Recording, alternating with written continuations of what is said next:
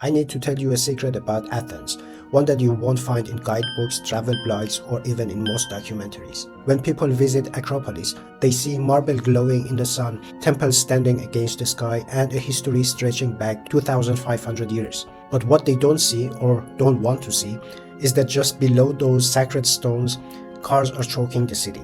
Exhaust fumes mix with the air, traffic jams drown out the silence of the ruins, and the vibrations from thousands of vehicles every day threaten to slowly erode what has survived wars, invasions, and earthquakes. The story I'm uncovering today is this: how the cars of Athens are colliding with its monuments, its tourism, and its urban planning future. Athens is home to about 3.15 million people in wider metro area, nearly a third of Greece's population. And here is the kicker: Greece has one of the highest car ownership rates in Europe, over 500 cars per 1,000 inhabitants. Every day, around 1.3 million vehicles circulate in Athens. Average speeds in the city center during rush hour, barely 7 to 10 kilometers per hour. That's literally walking pace. According to TomTom's 2023 traffic index, Athens is ranked among the top 30 most congested cities worldwide. For locals, that means frustration, noise, and hours lost in traffic. For tourists, it means that the authentic experience of seeing Parthenon often includes honking horns and the smell of gasoline. Here is where it gets troubling. The Acropolis, the ancient Agora, the Temple of Olympian Zeus, and the Hadrian's Arch all sit within or near the city's densest traffic corridors. Take Dionisio Areopagitou Street. It's one of the few pedestrianized streets near the Acropolis, but just a block away, cars clog up avenues carrying tens of thousands of vehicles per day. Studies from the Hellenic Ministry of Culture shows that traffic around these areas has measurable impacts: air pollution, high concentrations of NO2 or particulate matter or PM2.5, both known to accelerate stone erosion.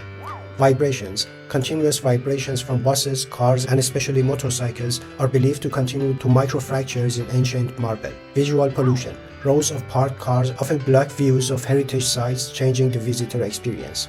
So when tourists snap photos of Acropolis, they are often doing it while standing next to a 6-lane avenue full of cars. The clash between antiquity and modern congestion couldn't be sharper. Tourism is the lifeblood of Athens. In 2019, before the pandemic, Greece welcomed over 34 million international visitors, with Athens accounting for a huge share. The Acropolis Museum alone received about 1.5 million visitors per year. But here is the paradox: while tourists come to Athens for history, their experience is shaped by traffic. Survey data from the Greek Tourism Confederation shows that noise, traffic, and pollution are among the top complaints in Athens. Imagine this: you've flown across the world to see the Parthenon, but on your way up the hill, the path is cut by congested roads, your photos include rows of cars, and the soundtrack of your visit is the endless revving of scooters. That's not just inconvenient, it risks damaging Athens' global reputation as a heritage capital. Why is Athens so car-dependent? Let's rewind. Athens exploded in size after World War II. From 1950 to 1980, its population nearly doubled, from about 1.3 million to 2.5 million. The city grew fast chaotically, with limited long-term planning. Unlike cities like Paris or London, Athens had narrow winding streets, making large-scale public transport harder to implement at first. Then came the boom in car ownership. By the 1970s and 80s, private cars were symbols of modernity and economic progress. Policies favored road expansion, not public transport. For example, Attiki Odos, the ring road built in the late 1990s, was designed to ease congestion but ended up funneling even more vehicles into the city. The result? A capital where cars dominate urban space, even in areas of priceless archaeological value. Let's break down the actual impacts of cars on monuments in Athens. 1. Pollution. According to the European Environment Agency, Athens regularly exceeds EU air quality limits. Pollutants like SO2 and NOx chemically react with marble, creating a black crust of gypsum that eats into the stone. 2. Vibrations. Studies in Rome and Athens show that even low-level traffic vibrations can accelerate cracking in monuments built with ancient construction techniques. Think about it. Temples designed before the Christ now stand next to 4-lane highways. 3. Heat and microclimate. Traffic increases the urban heat island effect, raising local temperatures by 2 to 3 degrees Celsius compared to surrounding areas. Higher heat accelerates weathering of ancient stones. And 4. Noise pollution. Constant car noise disrupts the aesthetic and symbolic environment of monuments meant to evoke awe and silence. In other words, cars are not just inconvenient, they are eroding history. Urban planners in Athens faced an almost impossible dilemma. How do you protect World Heritage in a city built for cars?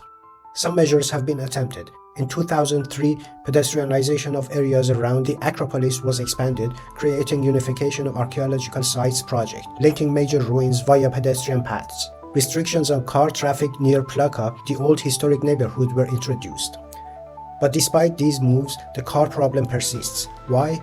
Because Athens never fully embraced a compact city model or strong car-free zones. Cars remain the default, even where they clash with monuments. It's not just planning, it's culture and economics. In Greece, owning a car is tied to status and independence. Surveys show that over 65% of Athenians prefer driving over any other mode of transport. Car-based tourism reinforces the cycle. Every year, over 20% of visitors rent cars, while in Greece, many of whom drive straight to Athens despite parking shortages. Parking near monuments like the Temple of Olympian Zeus isn't just a nuisance. It's often tolerated due to weak enforcement. And here is the irony. While Athens depends on tourism, unchecked car use may devalue the very heritage that brings visitors in the first place. Other heritage cities offer cautionary tales. In Rome, traffic restrictions around Colosseum dramatically reduced air pollution levels in the early 2000s. In Beijing, vehicle bans near the Forbidden City preserved both the visitor experience and the monuments. Athens, however, has been slower. The reason? Strong car culture, fragmented governance, and resistance from drivers who view restrictions as unfair. If nothing changes, projections suggest Athens' car fleet could grow by 15% by 2035, worsening congestion and monument degradation. Climate change would compound the problem with higher heat and air pollution, intensifying stone erosion. But there's also hope. EU funding pushes for low-emission zones around heritage areas. Growing public pressure for pedestrianization. Tourism marketing increasingly emphasizes authentic, walkable Athens. The city has a choice: protect its past by limiting cars, or risk letting traffic erase what centuries of wars and earthquakes could not destroy.